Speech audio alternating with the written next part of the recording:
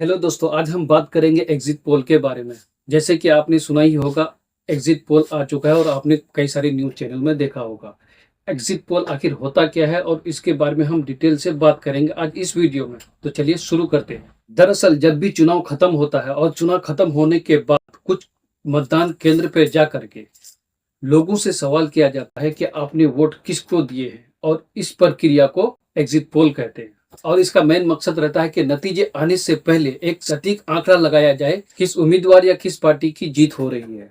तो फिर हमें एग्जिट पोल के इतिहास के बारे में भी जानना पड़ेगा कि एग्जिट पोल सबसे पहली बार कहाँ हुआ। दरअसल एग्जिट पोल सबसे पहली बार 1960 में अमेरिका में हुआ था। तब से लेकर आज तक पूरी दुनिया इस प्रक्रिया को अपना रही है। और हमारे भारत में एग्जिट पोल की शुरुआत 1990 से शुरू हुआ था और तब से लेकर आज तक इस प्रक्रिया को हमारे भारत में हर चुनाव में प्रयोग किया जाता है। अब सवाल उठता है कि ये एग्जिट पोल किया कैसे जाता है। तो चलिए हम इसके बारे में भी डिटेल से बात करते हैं। और इसका सबसे पहला कदम होता है कि कुछ खास मतदान केंद्रों का चयन किया जाता है और उस मतदान केंद्र से सटीक जानकारी मिल सके।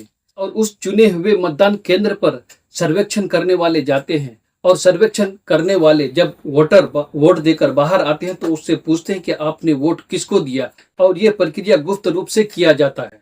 और तीसरा कदम यह होता है कि उस मतदान केंद्र से कितने वोट किसको दिए उसकी एनालाइज की जाती है और उस डेटा को मिलाया जाता है और इस हिसाब से वो आंकड़ा लगाया जाता है कि यहाँ पे किसकी जीत हो रही है।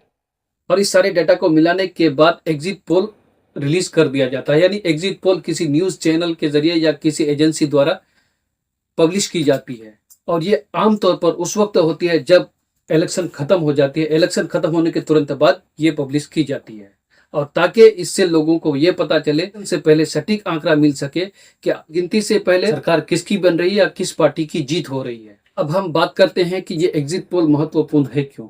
दरअसल गिनती से पहले लोगों को ये मालूम चल सके कि सरकार किसकी बन करे और लोग इस चीज को देखने के लिए या सुनने के लिए उत्साहित रहते हैं। इस वजह से ये किया जाता है।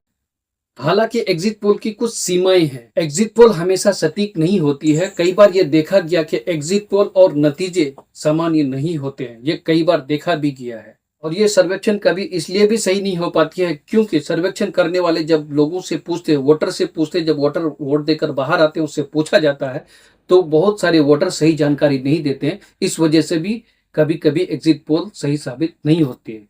तो चलिए हम आपको पुराने डेटा और पुराने इतिहास के बारे में भी बताते हैं। जो पुराने एग्जिट पोल और नतीजे में क्या फर्क आया था, चलो उसके बारे में अभी हम बात करते हैं। जैसा कि पिछले 2014 और 2019 के इलेक्शन में एग्जिट पोल ने सटीक आंकड़ा लगाया था और इलेक्शन का परिणाम बिल्कुल सेम आया था लगभग। हालांकि कुछ एग्जिट पोल गलत भी साबित हुए हैं, जैसे कि 2004 का एग्जिट पोल बिल्कुल गलत साबित हुआ था। हम आपको बताते हैं कि एग्जिट पोल जरूरी नहीं है कि वो सही साबित हो और ये भी जरूरी नहीं है कि बिल्कुल गलत हो। ये थी पूरी जानकारी एग्जिट पोल के बारे में। अगर वीडियो आपको अच्छी लगी तो वीडियो को लाइक कीजिए और हमारे चैनल को सब्सक्राइब कीजिए। बहुत बहुत धन्यवाद।